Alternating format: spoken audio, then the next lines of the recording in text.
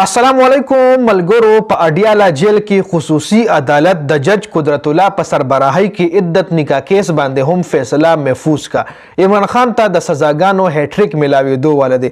یو ولا په سایفر کیس کې عمران خان ته سزا ملو شو، هغې نه پس بیا بل کیس چې هغې کې 14 سال قید په عمران خان باندې او ورسره القادر ټرست کیس ولا ورسره په بشرا بیبي باندې هم 14 سال قید سزا، دوه سزاګانې شوې. هغې نه پس اوس د عدت نکاح کیس چې کوم دی په دې کې هم عمران خان ته سزا ملاوېدو والا ده. جی سزا څه ده هغه لا تر اوسه پورې نه ده سناو شوې. کیدای شي اني ټایم سناوېدی شي، کیدای شي زما دا ویډیو تاسو ګورئ تر هغې پورې سزا هم راغلی وي. هغې نه مخکې در سره د دې کیس مکمل معلومات شریکوم. جی په دې کیس کې ګواهي چا ورکړې ده، دا کیس دایر کړی چا د عمران خان خلاف مکمل معلومات در سره په دې ویډیو کې ډسکس کوم. جی کله چې عمران خان بشرا بیبي سره نکاح وکړ نو هر څه سم چلیدل، تقریبا 8 کاله هر څه سم چلیدل.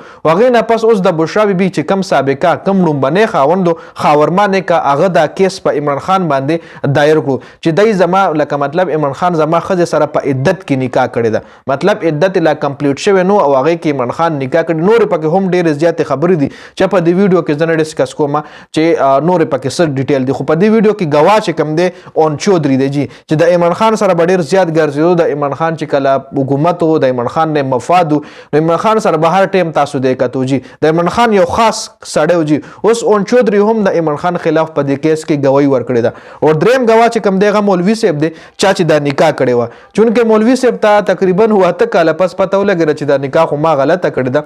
نو هغه اوس هم نو هغه مولوي هم د عمران خان خلاف مطلب ګواهي ورکړې ده. جی درې ګواهیان پیښ شو. خاورما نیکه چې هغه درخواست گزار هم او هغه پکې مطلب ګواهي هم ورکړې. دویم چې کوم اون چودري او دریم مولا هم هغه مولوي صاحب هم چا چې نکاح تړلې وه. دې درې واړو د عمران خان خلاف په دغه کیس کې ګواهي ورکړې ده. درې واړه د عمران خان خلاف تللي دي. اوس فیصله چې کوم دی جج قدرت الله صاحب محفوظ کړې ده په اډیالا جیل کې خصوصي. او بله جی دا د دنیا ټول نه تیزترین کیس چلیدو. بل اوس پورې هم تقریبا چې د کوټ کم صحافیان دي هغه هم دا بیان جاری کړی چې بل ورځ په دې کیس باندې تقریبا 11 غنټې ټرایل چلیدلی دی.